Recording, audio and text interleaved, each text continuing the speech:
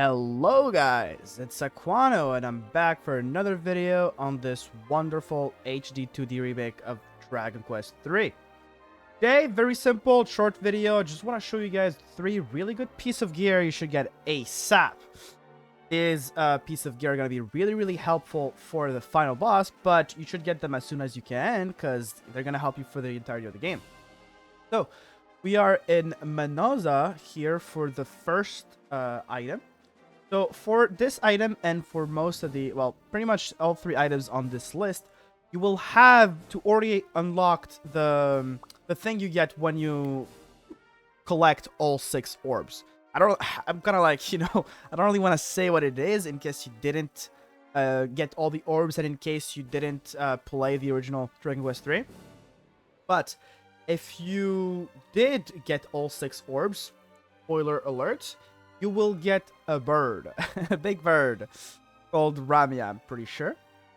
And this bird is going to be the key to get the first item on this list. The first item on this list is the Duplic hat. The Duplic hat is pretty much an OP item, let's be honest. So the description of the Duplic hat says that the caster may cast their spell twice, but the may there is just a fucking bait, let's be honest. It's not you may cast twice, you will cast twice every time. And the Duplic hat is right here. You can see a sparkling spot in this little, like, a spot here in the mountains west to Manoza. So as soon as you get the bird, go to Manoza. And Manoza is like here on the map. It's on the southeast continent, yeah, the equivalent of South America. You go here and you pick it up. As simple as that. You will get a couple other items, but among these is gonna be the Duplic hat. So yeah, that's it for the first item on this list. A pretty broken item, get it ASAP. Now, if you're interested in getting a second Duplic hat, you will be able to, but it's only gonna be in the post game. There is a second copy of the Duplic hat you can get in the post-game dungeon, so keep that in mind if you want to consider playing 2 casters on your team. Now, keep in mind that the Duplic hat can only be equipped by the Sage or the Mage. So the Duplic hat is one of the biggest reasons why you should keep your Sage until the end of the game, because even if you already learned all the spells, staying as a Sage still give you a big advantage, being able to cast twice. Now, let's get to the second item on this list. But before I do that, I wanted to make a quick, minor spoiler warning. So every single item that's left on this list, the 3 pieces of gear that are left on this list, are all found in the Underworld. So if you haven't unlocked the Underworld yet, or if you didn't get to a place called Alefgard, then you are free to click off this video. Now, if you don't mind the minor spoilers, because it's not really a story spoiler, it's more like a spoiler about something you unlock earlier in the game.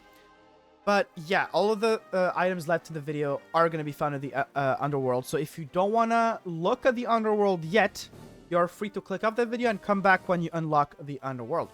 So, let's get to the second item on this list, and for that, we're going to need to head to a place called the Talontier Tunnel, and this is located right up north of the first city in the Underworld, so the city what you get at the beginning, Tentacle. So, you go to Tentacle, you walk up north, and it's going to get you to the Talontier Tunnel. Now, I'm going to TP straight away to the Talontier Tunnel just to save time, and this is what it looks like.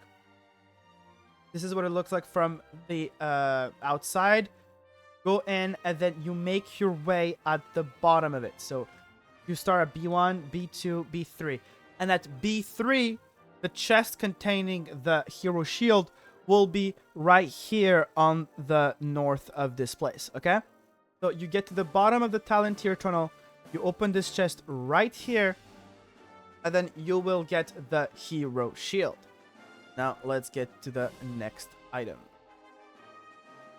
Now, the third item, to quote a wise man, is a bit of a process. And we have to head to Quagmire's Cave first. So it's gonna be a side quest with a series of fetch quests inside of it. So this side quest starts here in Quagmire Cave. Now, if you remember, you find what was his name again? Ubin Hood or whatever its name is, the guy with the hood, and you're gonna find him in Tentacle's prison, and he tells you about his henchmen, etc. So you have to go look at his men. His men are located in the Quagmire's Cave. They're gonna be at the bottom of the Quagmire's Cave. So you go inside, and they're pretty much here. So there's a person here. I'm gonna show you on screen. He gives you a side quest. And when he gives you that side quest, you need to get a bomb. So if you already did yeah, I mean, we all already did a dungeon called, let me get this straight, Gaia's Navel. Can't really find it, but it's the one that's like inside Lanson. So in Lanson, you can do a dungeon alone as the MC, right? And some of you guys might already found that, but at the end of that dungeon, there's like a blue stone, and I'll show it on screen. But that blue stone is one of the first things you need to get to unlock the Auroral helm. Now, to be able to harvest that blue stone, you will need to go back to one of the first cities you visited, and that's Reeve. Now, in Reeve, at the beginning of the game, there's an old man that gives you a wrecking ball, which is not really a wrecking ball, it's a bomb. And that bomb is going to be the key to explode that stone and harvest it from the wall, basically. So you go to Reeve after, don't forget, after starting the side quest with the men in the Quagmire's Cave. After starting the side quest, you go here, you talk to the old man, he's going to give you a wrecking ball. After getting the wrecking ball, you will go to Gaia's Navel, which is at Lanson. So you go to Lanson, which is a dungeon you already did, the Gaia's Navel, which is where you got one of the orb. I think it was the blue orb, but I could be wrong. You go to Lanson. Then in Lanson, you will get to the bottom of Gaia's Navel. Now, I will show you exactly where you have to go on the map. So, at the end of the dungeon, you have the choice to get to the boss room. But you also have a choice to, like, take another route. And in that route, there is, like, stairs going down. And in that room, there is the blue stone. I'm just gonna show you that on the map real quick. So let's look at the map here. They have B1 and then B2. B2, you have to take the top right stairs, and then B3. B3 is what interests us. So if you follow this path, you get to the boss room. Now, if you turn technically down, but you turn left, you will follow this path and take these stairs. These stairs will lead you to this big room. And in this room, you see here there's debris. That's because I already got the item. But you will need to explode the stone here with the wrecking ball and thus get the blue stone. I'll show you a scene on the screen about of me exploding the thing. Now, after you get the stone, which is, I don't remember the name of the stone. I think it's Erethium or something like that. You will need to go to one of the shrines you unlocked during your exploration of the first world, which is the Shrine of the Dwarf. After you get to the Shrine of the Dwarf, you will have to show him the blue stone plus the helm of your father that you already got. Now, the helmet of your father, now I'm assuming most of you guys already got it, but if you didn't get the helmet of your father, it's located here in Muir. So in Muir, I guess, Muir. So this is probably a city most of us already explored if you already got to the underworld. But if you missed this city, make sure to go there and get the helmet of Ortega. Ortega's helmet. When you get Ortega's helmet, by using the ore we just got, we then give the helmet and the ore to the dwarf, and he's gonna repair the helmet to make the Auroral helm.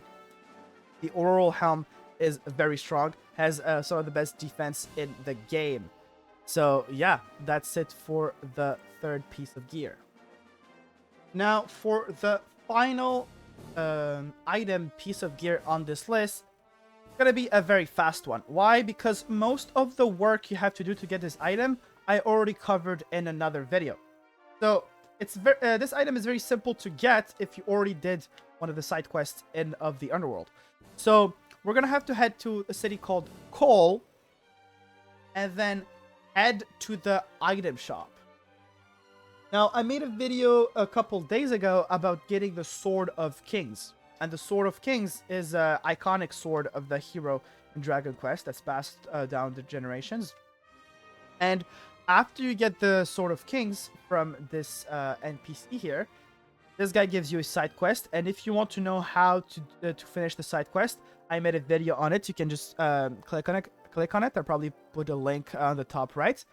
After you finish that side quest, that NPC sells you the Falcon blade. He only sells it to you after you finish that side quest, and it's very expensive.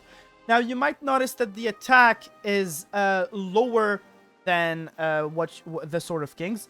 I have the Sword of Kings equipped right now on my MC, and you see that it goes from 350 to 266, so that's a pretty big nerf. But the Falcon blade can be very useful because it, like it says, the wielder to deal a double slice faster than a falcon on the wing. So if you combine this with one of your abilities called the Falcon Slash, yes, that's Falcon Blade, Falcon Slash, you will be able to slice 4 times, which in some cases can be very strong. And if you have high luck, you have higher chance to crit since you hit 4 times. That's it for the pieces of gear on this list. This was the last one.